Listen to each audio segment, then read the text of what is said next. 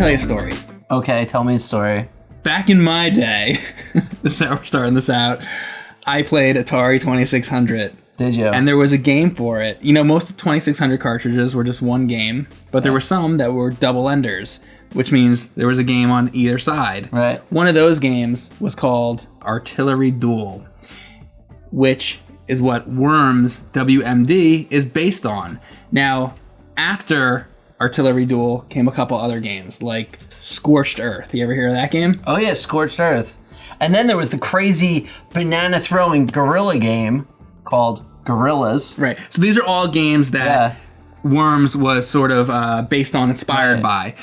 And there has been, let me tell you, Worms is a huge franchise. Really popular. It's been around since 1995. Right. And let me tell you all of the Worms games there's been, because it's ridiculous. Worms, Worms Reinforcements, Worms Director's Cut, Worms 2, Worms Armageddon, Worms World Party, Worms 3D, Worms Fort, Worms 4 Mayhem, Worms Open Warfare, Worms 2007, Worms Open Warfare 2, Worms Space Odyssey, Worms 2 Armageddon, Worms Reloaded, Worms Battle Islands, Worms Ultimate Mayhem, Worms Revolution, Worms for Facebook, now gone, Worms 3, Worms Clan Wars, Worms Battlegrounds, Worms World Party Remastered, Worms 4, and now we are up to Worms W.M.D. It's 2016, and you know, fans have been complaining for a long, long time that the Worms series kind of got off track.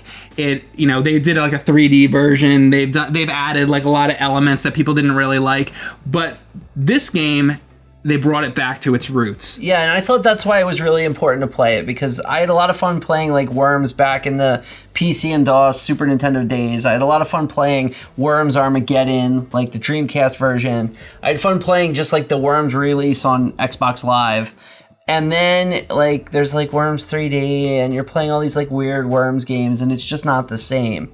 When we jumped into Worms WMD, I really felt like it took us back to those fun experiences we had before. It seems like an old school game you would have played back in the day, except they've modernized it. I mean, the graphics are beautiful. The way the cell-shaded cartoony graphics look and the background environments are all great. This is a turn-based artillery game. If you've never played a game like this, basically it goes, I'm playing and I shoot you. He's playing, he shoots me. But what's great about this version of the game is they've introduced crafting into the game. This is the new element that they brought in, which means while the other player's taking their turn, you're not just sitting there with your thumb up your ass. You actually have something to do. You can be crafting items while the other person's going. Basically, you're assigned a certain amount of items. Like you could have banana bombs, you have shotguns, you have homing missiles, airstrikes, all of that. And you can basically modify those items so you can give them an ability. Like maybe you'll create a grenade that has poison. Maybe you'll create a more powerful cluster bomb. Maybe your sheep will be supercharged or something like that.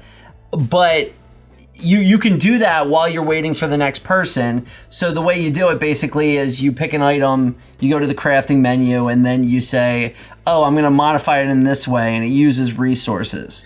So there's just so many different weapons that you can use. It's really like, you could play this game, I feel like, forever, with how many different variations to the stages that there are and all the weapons that you can get. Yeah, speaking of variations of the stages, there's an infinite number of worlds that you can visit. Kind of like another game that came out this No Man's month. Sky. Yeah, exactly. Yeah. This is the original game that has an infinite number of worlds to visit. And it's fun, you know, it has more of a direction and purpose than that one. So there's all these worlds that can be generated. There's all these weapons and items, you know, and now that they've introduced the crafting, there's so many weapons and things that you can do. And also, this is a game that has a ton of customization. Sort of like when you're playing Smash Brothers Melee or something like that, and you can go through all the different stages. There's so many different things that you can customize. Like if you want to make the game longer, if you don't want a time limit, if you want to change anything you want, you can change Let's say that you want to say that we have infinite ninja rope, so you could swing around everywhere. You could do that. You could say, oh, I'm going to ban the Uzi because I don't like the Uzi. You could do all of those things. So you can really tailor the game. One thing I thought was really cool that they added to this game is interiors. Now, always when you play Worms, you're going to like dig a hole with the blowtorch or something like that to hide. But with the building interiors, there could literally be a building or like a clock tower or something sitting on top of the map, and you can get your worm inside it and they can use it as cover. Well, one thing that's funny is the crazy voices they have. Yeah. When they're in an interior, it like echoes. I just need some happy brushes and some unusual colors. We don't have anything but happy little critters here. Hi. Which I thought was like a fun little effect to it. So that definitely adds something to it because the vehicles can't get you in there, which, you know, is another new thing that was added for this. You can kind of conceal yourself so maybe they won't look for you in there. It's pretty cool that it has interiors now. And it seemed to me like they had changed some of the things that you really liked about the older games. Yeah.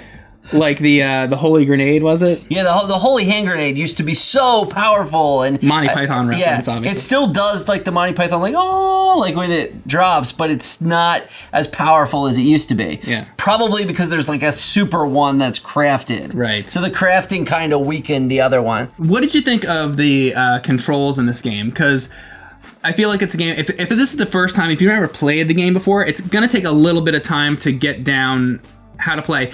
Where back in the day with like Scorched Earth and Artillery Duel, those games were very simple. It was just like get your adjust the trajectory. Where there's a lot more jumping around over obstacles.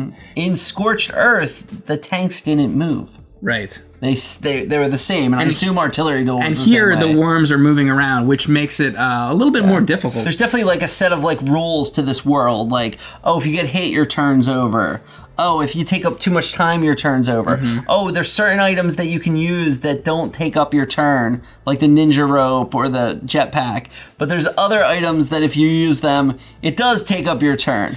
You have to kind of know. You have to play the game a little bit to really be able to have a good round, I think. Because if you don't know what all the weapons do, you'll just end up killing yourself. For example, you might think, oh, if I throw a grenade at one of the vehicles, the grenade will blow up the vehicle, but then you find out, oh, you throw the grenade, and then the grenade ricochets back at you and blows you up. If you haven't played the game before, you won't know that. So it takes a little bit of playing to really know what you're doing. Definitely, if you're playing this game with friends, make sure to give them a crash course on the controls, because there is a lot. Every button on the controller does something. Mm-hmm. So it's complicated, but once you get it down, you're going to be fine. But if you're the guy, you're playing with 4 friends, and you're the guy that doesn't know, you're just going to get blown away. Yeah. The other thing is that this game is a hot seat multiplayer game. Mm-hmm. So if you only own one controller, let's say you're playing on PC and you only have one controller, you could play with, 4 people, 5 people, whatever you want. You're passing the controller because around. you just pass the controller around, which is good. But when you're playing local multiplayer, people aren't going to be able to craft when it's not their turn because they won't have a controller. Exactly. So that's a little... It kind of stinks that local multiplayer, which is what Worms is known for, has the weakness with the crafting. Yeah. That's a problem. But maybe on the consoles, because we didn't play on the consoles, we only played on PC, maybe you can have a controller for each person there. Well, yeah, so you can't do it when you're not playing, but when you are playing, you can craft, but then you have to wait until your next turn around. And another thing, I didn't realize at first is you have several different worms that are on your team. When you craft an item, any of your members on your team will be able to get that crafted item. You don't have to wait to go back to that player. It's not like that worm crafted it. It's everybody on your team has it. Right. There's some other cool modes, like local multiplayer is how I played Worms. But there are, just friendly online matches. There's ranked matches, so they're getting into like the esport that's cool. type stuff that seems pretty common. It's cool that you can like name your worms, so you can have a team, and it keeps track of all the stats on your team. So like the people who die the most, it's like, oh, that worm's a good worm. Right. Even though it's totally random, it's just funny that the stats and things are in there. It's a versus game. We're versing each other, but it's actually so funny when things blow up. And for example, when you die, like sometimes the guy will swallow a hand grenade and then they blow up and they turn into like a tombstone. It's so funny to see the animations that it's like you don't mind when you die because it's so funny. You go falling off the side of a cliff. It's hilarious.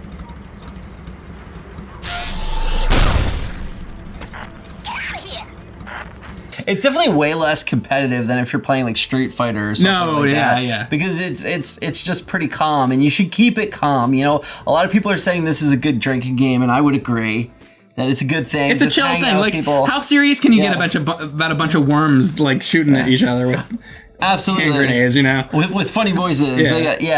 I wanted to make sure that we mentioned the different types of vehicles. It's really cool that there's the helicopter, there is the tank, there's the mech, there's the little gun emplacements. We saw flamethrowers and sniper rifles. Those are really cool. The one thing about the gun placements or the turrets, whatever they're called, is that unless your opponent is in the right spot, they're really not that great. So the only time you're really going to want to jump on them is if it's in a good placement. I really like the mech that you could walk around with. That was like an awesome addition because the thing flies too. Yeah, it's funny seeing the tanks jump. They have like little springs in them, so the tanks can jump too, and it's really easy to get across the map when you have a vehicle. Yeah. But they're not unbalanced. The guns on the vehicles aren't nearly as good as the guns that the worms have. Right. So that balances it out. So the game has awesome graphics. It's got a great, colorful, cartoony, and hilarious style to it. The game's funny. The vehicles are really fun to get in, you know, flying around in the helicopter, using the tank and the mech and all that. It's great. The controls take a little bit to get used to, but they're not that hard to learn. You know, just give a little bit of time. The versus aspect of the game is awesome. I love fighting, you know, in this game. It's super fun. It's a very easy concept to pick up. Like, kids could play this game, but it's not so simple that an adult wouldn't play it. Like, this is a game I think that's for everybody. It's definitely an excellent party game, and I think that's really the big take-home point. If you have a bunch of people coming over, you're tired of your Mario parties, you're tired of your Smash Brothers, give Worms a chance. Yeah. It's really great. It's been around for a long time, and it's still just as good as it's ever been. That's why it's been around for such a long time, because it's such a great idea. You know, it wouldn't have been around for this many years, 25 years or whatever, had it not been a gun game. But what's great about it is that this game, Worms W.M.D, has taken Worms back to its roots and gotten rid of a lot of the garbage that they threw into some of the previous editions. Absolutely. So we definitely recommend this game. Try it out. And also, I want to say that we recommend that you check out the new Talk About Games schedule. We are going on Fridays now, so there'll be a new Talk About Games every Friday. At 3 p.m. 3 p.m. Eastern Time. So, same... That time. I was going to say Ryan time. Same Ryan time. Same Ryan. Same, just watch.